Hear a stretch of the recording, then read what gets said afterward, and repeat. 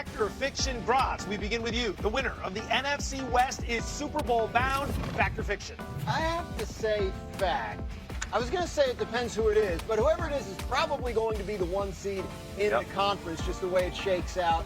So only having to win 2 games, and they're both at home to get to the Super Bowl instead of 3, I'm going to say fact. Saturday, is this division so stacked that the winner is going to be the team representing the conference? I think so. They are all so good, and listen, they're competitive with each other, so they feel each other out.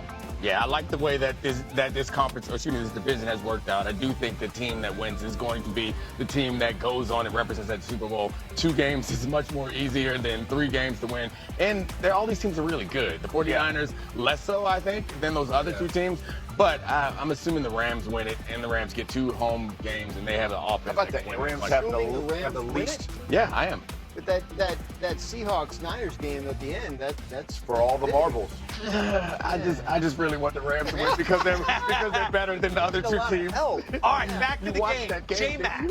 Eagles closer to 1 and done than a Super Bowl run. Fact or Fiction? I'm going fiction on this one. And I know everyone's going to say, oh, they didn't play anyone. They played the Raiders. They played the Commanders. This isn't a team that has completely forgotten how to play the game of football. They won the Super Bowl last year, and I will say they can finish the season on a 4-game winning streak, and that builds confidence in what they've done over the last 2 weeks. Raj, they did win the division in back-to-back years. I'm not going to put anything past the team that can win the NFC East. Whoa. Don't try to slide. That was way shady. Way too However easy. that tried to go down. No. Let's revisit that, Joe. Who needs to win the Super Bowl? Let's when go. you can pull off something as unlikely as that. Let's go. They did that. They won the Super Bowl. Have you ever heard such a thing? Gracious.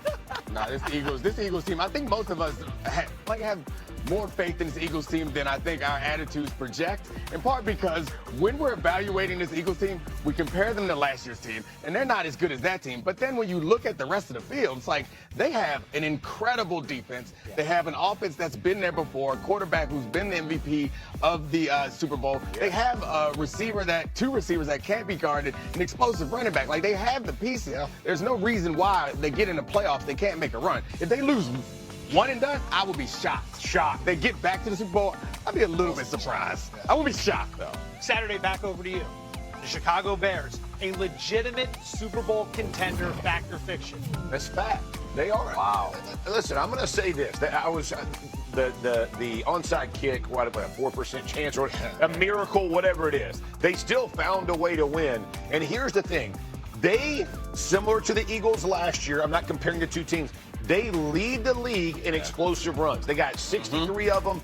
This team understands their formula of winning. They're physical up front. They get turnovers. And, oh, by the way, their quarterback that Ben Johnson has been kind of bringing along the last 2 weeks has made probably 2 of the most improbable throws in the NFL this season, and dimes. And it's like, if you feel the momentum, they're behind Ben Johnson. This is an exciting team to watch. That throw to win the game that we just showed like 4 or 5 times, that's one of the best throws I've ever seen. Unreal. And when you think about just the arrogance to even try it. Arm arrogance. A situation like that. Here it is. If I'm a Bears fan, then instead of the Yule log on Thursday, I'm running this play over and over and over again, like on an endless loop, because that is just absolutely gorgeous. And the fact that you have a guy, and he's young and he's been up and down, he can be erratic, obviously, a guy that can make that play in that situation. If you can keep the game close, which with the way they run the ball, can.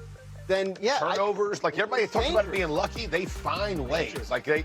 Listen, if the offense can be that explosive continuously, it's going to have to compete with how other teams can score against their defense. But their defense has made the incredible plays. But to your point, the ability to have the explosive runs is less exciting than throws like that. But that's the real secret to this offense, because when you try to take a deep shot, they're low probability plays, so now you're in 2nd and 10 and your drive might be dead. But if you hand the ball off, and that's just as likely to have an explosive play, if it fails, you're in 2nd and 6, the drive is still alive. It's about keeping those drives alive, and then sometimes stealing a big play that you don't have to scheme for. By the way, when was the last time a team won the Super Bowl relying on explosive runs? Oh, yeah, 10 months ago. Yes. J-Mac, I want to get you in here. I know you've put together some tape that demonstrates the very best version of Caleb Williams. Oh, yeah. Take us through that. Yeah, I think what we're all saying is that they can run the football. And the part that we've been looking for this year is to see more consistency out of Caleb Williams and see him be accurate down the field. And Gross talked about the last play, but there's been multiple examples. And to me, this was perfect of him going through progressions. He's getting back. All right, now I'm looking to my right. I don't like the picture there. So now how fast can I get my feet over and get to the next progression? I love this. He sees it. Linebacker's coming up. He's biting on that short route. Now I have to put it in a spot. He does that right between the safety and the cornerback. And then we talk about the last play of the game to win it. But what about the play to send it into overtime? Yes. The Packers come with an all-out blitz. He knows he's responsible for the one unblocked guy. He confirms it post-snap. All right, I see that guy. Now I have to fade away from him to be able to make this throw. And he puts it in a bucket. Yes, the Packers miscommunicate. They don't cover it. But look where he places this football. Even if he is blanketed in coverage, he throws it where only his receiver can catch the ball. This is just an absolute beauty. And when you have a quarterback that'll rise to the occasion in those moments, it gives you a chance once the playoffs start. Excellent breakdown. So a lot of positivity on the Bears, but I want you to take a look at this. Super Bowl odds right now, courtesy of our friends at DraftKings, and where the Bears, despite being the second seed in the NFC, currently sit. 12th shortest odds. That means there are 11 teams with better odds to win the Super Bowl than the Chicago Bears. Does that feel a little bit disrespectful, Gross? Yeah, I guess. I mean, what's the reason? Like the fact that they're not the most likely one seed? Like someone from the NFC, three teams in the NFC West may be more likely to get the one seed than they are. Look, I mean, I don't think they care about it. They're also kind of sneaky in terms of like being new on the scene, in terms of what people want to, when they bet on, and also they don't play a lot of defense. I mean, that is a major Achilles heel that could cost them. So you'd rather have, Seattle's defense or the Rams' defense or the Eagles' defense in the playoff.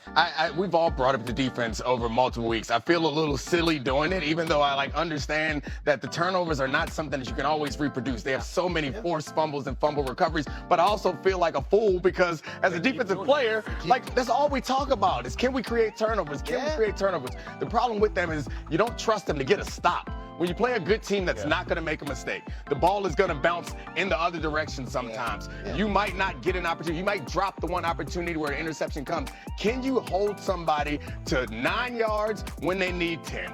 And we haven't seen them be able to do that consistently this season. And it makes me nervous because you don't think week in and week out, 3 weeks in a row, or 4 weeks in a row if they want to win it, that they're going to be able to stop all these offenses or these opposing offenses are going to make the mistake that crushes them or multiple mistakes. It just seems so unlikely. Think of it like this. Last year, they're on the wrong end of the Hail Mary. This year, they get the onside kick. That stuff has a way of balancing itself out. And another point on the odds, if that was a mistake, someone in Vegas would have hammered that price and knocked it in the shade. Exactly. You know what I mean? So that is where it's supposed to be. Smells like pancakes. Let's go. Smells like pancakes. Carb load. Smells like pancakes. Get started. Fluffy. Little taste, little appetizer. Oh my goodness! Get out the way! You gotta like that. Are you serious?